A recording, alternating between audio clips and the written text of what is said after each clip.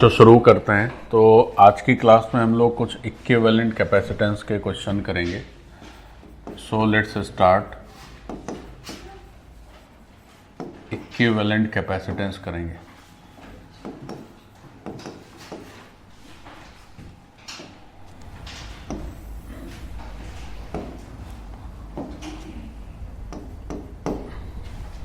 बच्चों देखो, equivalent capacitance में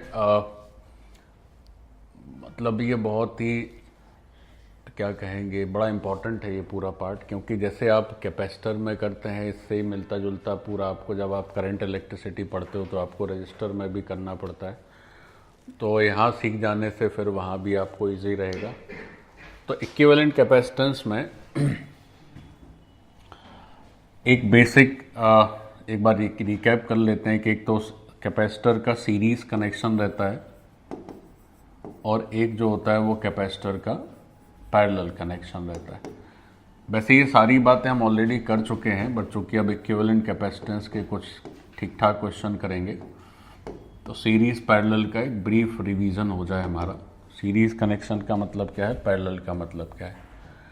तो जब बात सीरीज कनेक्शन की करते हैं तो सीरीज कनेक्शन की पहचान है कि जो भी कैपेसिटर सीरीज में कनेक्टेड हैं उनमें सेम चार्ज फ्लो करना चाहिए, है ना। तो जो बेसिक लॉजिक है सीरीज कनेक्शन का वो ये है कि कैपेसिटर्स में जैसे सेम चार्ज फ्लो करना चाहिए, और यहाँ से क्यू बाहर निकल गया लाइक दिस। तो सेम चार्ज फ्लो अक्रॉस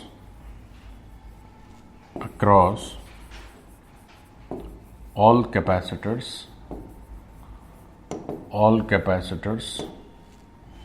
और जब बात करते हैं हम पैरेलल कनेक्शन की तो उसका बेसिक लॉजिक ये है कि जितने भी कैपेसिटर्स पैरेलली कनेक्टेड हैं तो उन सब के अक्रॉस सेम पोटेंशियल ड्रॉप होना चाहिए। ठीक है, मतलब जैसे अगर हम कहें कि साहब इस पॉइंट पर पोटेंशियल V है और इस पॉइंट पर 0 है, तो बीच में तो कोई कैपेसिटर वगैरह नहीं है, तो यहाँ भी V रहेगा, यहाँ भी 0 रहेगा, और यहाँ भी V रहेगा, और यहाँ भी 0 रहेगा। तो जैसे यहाँ भी हमने 3 कैपेसिटर्स बनाए हैं, उनकी कैपेसिटेंस लिख दी है C1, C2, C3। यहाँ पे भी 3 बनाए और इनकी कैपेसिटेंस लिख दी है C1, C2, C3। तो पैरेलल कनेक्शन की पहचान होती है कि जितने भी कैपेसिटर्स पैरेलल कनेक्शन में कनेक्टेड हैं तो उनमें क्या होना चाहिए, सेम वोल्टेज ड्रॉप या सेम पोटेंशियल ड्रॉप होना चाहिए, सेम पोटेंशियल ड्रॉप होना चाहिए across all the capacitors, across all the capacitors. Her capacitor के अक्रॉस क्या होना चाहिए बच्चों, सेम पोटेंशियल ड्रॉप होना चाहिए। और यहाँ हर कैपेसिटर के अक्रॉस क्या होना चाहिए, सेम चार्ज फ्लो होना चाहिए। तो ये बेसिक सीरीज और पैरेलल का डिफरेंशिएशन है। अच्छा, फिर अगर बात की जाए कि साहब यहाँ पर C इक्विवेलेंट कैसे लिखते हैं, तो यहाँ जो फॉर्मूला चलता है that is 1/C equivalent is equal to 1/C1 plus 1/C2 and up to 1/Cn। और यहाँ जो फॉर्मूला चलता है दैट इज, उसमें क्या रहता है, जब C इक्विवेलेंट लिखना है तो आपको डायरेक्ट ऐड कर देना है capacitance of all the capacitors. ठीक, तो ये सब बेसिक चीज़ें हैं और ये सब हम लोग पहले से जानते हैं। कैपेसिटर में हमारी अभी तक की जो स्टडी रही है उसमें हम ऑलरेडी ये सारा सीख चुके हैं। अब आज आगे की बात करेंगे। अच्छा, इसी में आप एक बात और समझ लें कि जैसे अगर मान लेते हैं कि 2 कैपेसिटर्स हैं जो सीरीज में कनेक्टेड हैं। थोड़ा फास्ट लिखते चले जाइए बच्चों, ये सब पुरानी बातें हैं। से 2 कैपेसिटर्स हैं जो सीरीज में कनेक्टेड हैं, दोनों का कैपेसिटेंस C है। ठीक है, तो अगर इनके लिए एक इक्विवेलेंट कैपेसिटेंस लिया जाए या इक्विवेलेंट कैपेसिटर लिया जाए विच इज C इक्विवेलेंट, तो क्या लिखोगे, 1/C इक्विवेलेंट लिखोगे, 1/C प्लस 1/C। तो यहाँ से क्या हो जाएगा 2/C। तो इस तरह से एक दो बेसिक रूल्स या आप कह लें कि रिजल्ट्स अगर डायरेक्टली याद हो जाएं आपको तो अति उत्तम है बच्चों। तो यहाँ से C/2 आ जाएगा। तो ये दो कैपेसिटर ऐसे हैं जो सीरीज में कनेक्टेड हैं और सीरीज में कनेक्टेड हैं और दोनों का कैपेसिटेंस कैसा है, सेम। तो जब C इक्विवेलेंट आप लिखेंगे तो C/2 कर दीजिए। अगर मान लीजिए 3 होते तो C/3 आ जाएगा। अगर ये n कैपेसिटर हैं तो C/n आ जाएगा। मतलब उनको भी मैं अगल बगल में ही बनाए देता हूं। ये सारी छोटी छोटी है ना, लेकिन मोटी मोटी बातें आप याद रखेंगे तो परीक्षा के ड्यूरेशन में आपका बहुत सारा समय बचेगा। तो जैसे से हम ऐसा कर दें, say there are so many capacitors, say n capacitors, है ना। ये हमारे n कैपेसिटर्स ऐसे हैं जो सीरीज में लगे हुए हैं। अब देखो बार बार हम सीरीज नहीं लिखेंगे, आप समझ जाइए कि सीरीज है अगर सेम चार्ज फ्लो है अक्रॉस ऑल द कैपेसिटर्स, ठीक। तो यहां पर है से n कैपेसिटर्स हैं, n कैपेसिटर्स हैं और वो सबके सब बच्चों किस में है, सीरीज में कनेक्टेड हैं और उन सब का कैपेसिटेंस क्या है, C है, ठीक। तो जब आप फॉर्मूला यूज करोगे तो आप लिखोगे 1/C इक्विवेलेंट और आप ऐसे लिखेंगे 1/C और ये 1/C। ये 1/C आपको n टाइम्स ऐड करना पड़ेगा तो आंसर हो जाएगा n/C। तो जब आप सॉल्व करेंगे तो यहाँ से जो C इक्विवेलेंट की वैल्यू है वो क्या हो जाएगी, C/n। जैसे यहाँ C/2 थी, यहाँ पर हो जाएगी आपकी C/n। तो अब ये सब देखिए बहुत, जब आप थोड़ा सा इसमें एक्सपर्ट बनते हैं, चूंकि आप फर्स्ट टाइम पढ़ रहे हैं इसलिए मैं सब बच्चे की तरह आपको बता रहा हूँ। जब आप इसके क्वेश्चन सॉल्व करेंगे तो ये सब एकदम मन में, इसके लिए सोचना ना पड़े, कोई रात में भी उठा के पूछ दे तो आप जवाब दे दें। तो ये फिर उस लेवल पे आपकी प्रोफिशिएंसी होनी चाहिए। फिर एक तीसरा रिजल्ट आप ये भी याद रख सकते हैं बच्चों, डायरेक्ट आपको इसके लिए कैलकुलेशन नहीं करनी। अगर कभी कोई सर्किट आ जाए जिसमें इस तरह से कैपेसिटर्स लगे हों तो आपको डायरेक्ट बता देना। ऐसे अगर ये C1 C2 है तो अगर इसके इक्विवेलेंट एक कैपेसिटेंस या एक नया कैपेसिटर आप लगा रहे हैं विच इज C इक्विवेलेंट, तो यहाँ पर जो C इक्विवेलेंट की वैल्यू बनेगी, ये भी सब हम लोग कर चुके हैं ऑलरेडी। तो 1/C इक्विवेलेंट जब लिखने जाएंगे तो हम लोग लिखेंगे 1/C1 प्लस 1/C2 और यहाँ से डायरेक्ट हमारा रिजल्ट जो हमें ध्यान में रखना चाहिए वो है C1 C2 और नीचे क्या है, C1 plus C2। So this is another result which we should remember while getting the value of C equivalent। तो दो सर्किट हैं, सॉरी दो कैपेसिटर हैं, 4 कैपेसिटर हैं, सबका कैपेसिटेंस अगर सेम है और वो सब सीरीज में कनेक्टेड है तो आपको डायरेक्ट क्या करना है, C इक्विवेलेंट की वैल्यू कैसे लिखनी है, C डिवाइडेड बाई जितने कैपेसिटर हैं उतनी नंबर। 5 है तो 5 से डिवाइड कर दीजिए, ठीक है।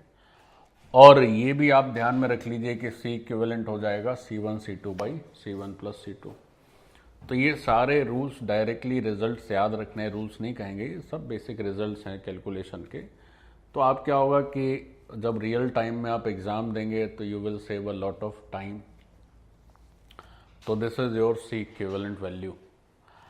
अब इसके बाद जब C इक्विवेलेंट की वैल्यू हो गई, फिर अगर आगे चले तो अब देखो एक चीज़ और भी इसमें आती है। कई बार हमारा जो सर्किट है, जैसे नहीं IUPAC जब हम पढ़ते हैं तो लाइन नोटेशन होता है, कार्बन नहीं लिखते हैं, हाइड्रोजन नहीं लिखते हैं।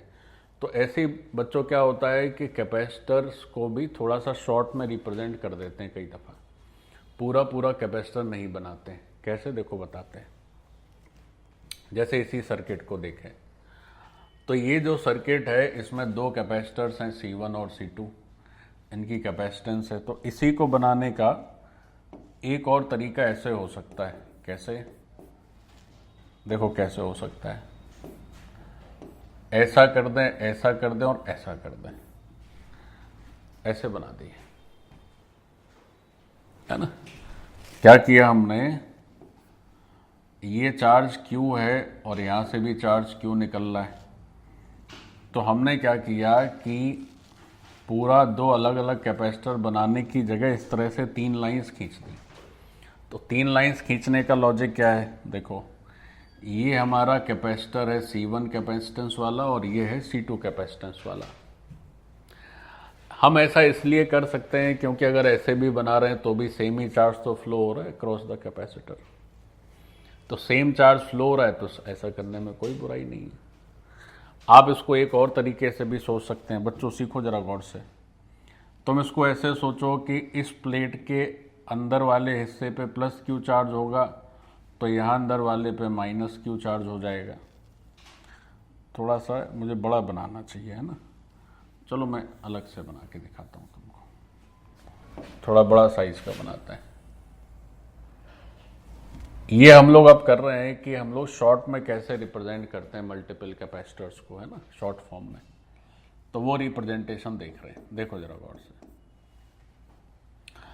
अगर हम ऐसे लिखें,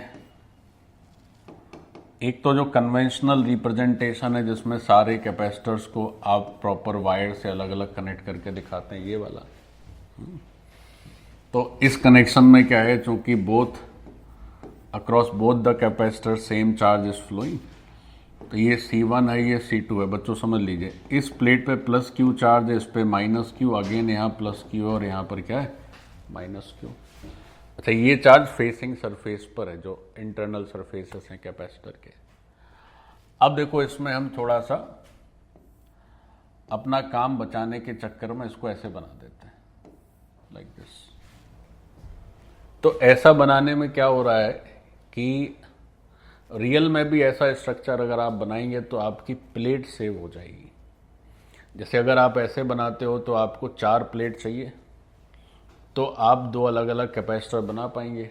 तो आप एनर्जी स्टोरेज के लिए होते हैं कैपेसिटर। तो यहाँ पर क्या हो जा रहा है कि आपने 2 कैपेसिटर यानी 2 बाल्टी बना ली एनर्जी स्टोरेज करने के लिए, और उसको बनाने में आपकी 4 प्लेट की दरकार है।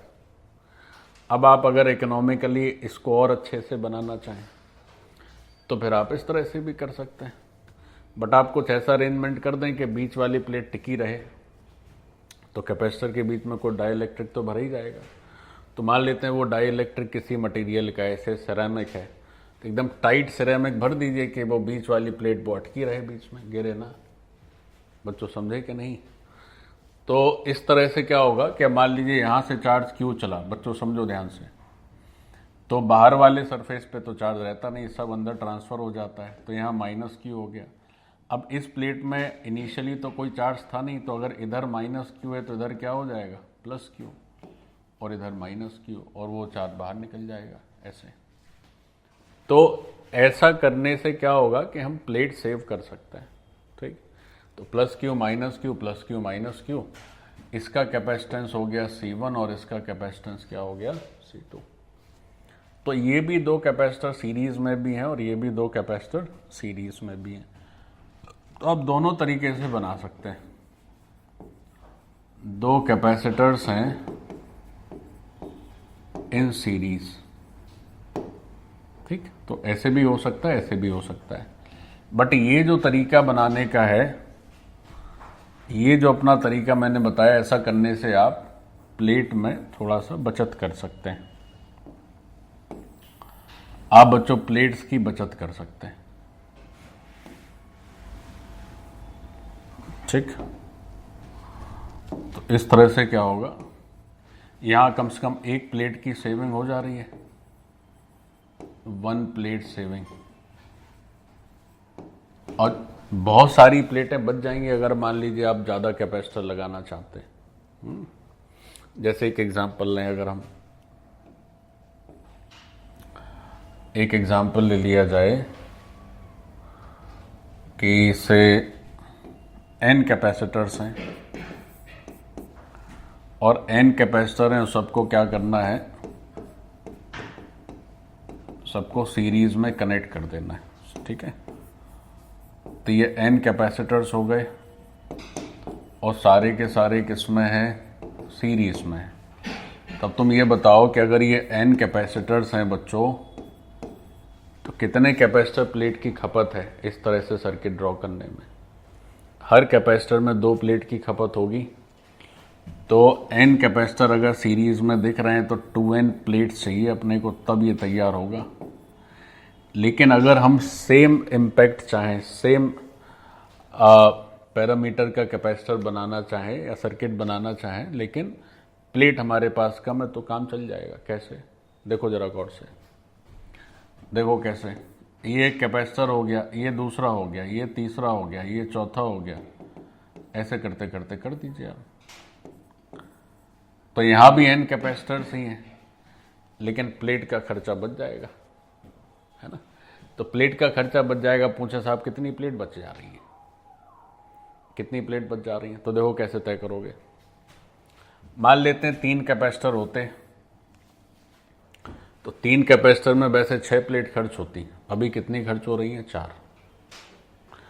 4 कैपेसिटर होते तो कितनी खर्च हो रही है? 5। 2 कैपेसिटर होते तो कितनी प्लेट लगनी है? 3।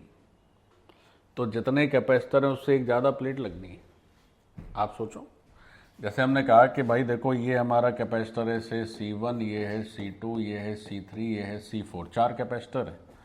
तो 4 कैपेसिटर के हिसाब से कुल कितनी प्लेट खर्च हो रही है? 1 2 3 4 5, एक ही प्लेट तो एक्स्ट्रा लग रही है भाई। हर नई प्लेट से एक कैपेसिटर तैयार हो जा रहा है। जैसे क्या हो रहा है कि पहले कैपेसिटर के लिए 2 प्लेट चाहिए, अब एक प्लेट आ गई तो 3 हो गया, फिर एक आ गई तो 4 हो गया, फिर एक आ गई तो 5 हो गया। तो each new plate is getting the impact या इफेक्ट ऑफ न्यू कैपेसिटर। तो अगर हमारे n कैपेसिटर्स हैं टोटल, इसको हटा देते हैं बच्चों, सीखो सब चीज बेसिक ध्यान से। तो ये कैपेसिटर्स की संख्या है n, और n कैपेसिटर की संख्या है, लेकिन प्लेट की संख्या कितनी है? n+1। तो यहां पर फोटो में n+1 कुल प्लेट्स बनी हुई है। और अगर ऐसे ना करके ऐसे ही कन्वेंशनली करते तो 2n प्लेट का खर्चा होता। तो हमने थोड़ा सा अगर बुद्धि लगाई तो कितने प्लेट बच गए हमारे? n-1 प्लेट्स जो है वो सेविंग कर ली हमने उतने की, उतना खर्चा बच गया। क्योंकि n-1 और n+1 ऐड करोगे तो 2n हो जाएगा। तो प्लेट्स लगी n+1, तो कितनी प्लेट्स जो है बचा ली हमने? n-1 प्लेट्स हमने बचा ली, खर्च होनी थी 2n। अब क्या होता है, जब इक्विवेलेंट कैपेसिटेंस के क्वेश्चन आते हैं तो कई बार कैपेसिटर को इसी तरह बना दिया जाता है बच्चों, बहुत सारे वायर नहीं दिखाए जाते। तो अब हमें क्या करना है कि इक्विवेलेंट कैपेसिटेंस कैसे निकालेंगे, इस तरह के क्वेश्चन में ऐसे 2 4 5 कर लेते हैं।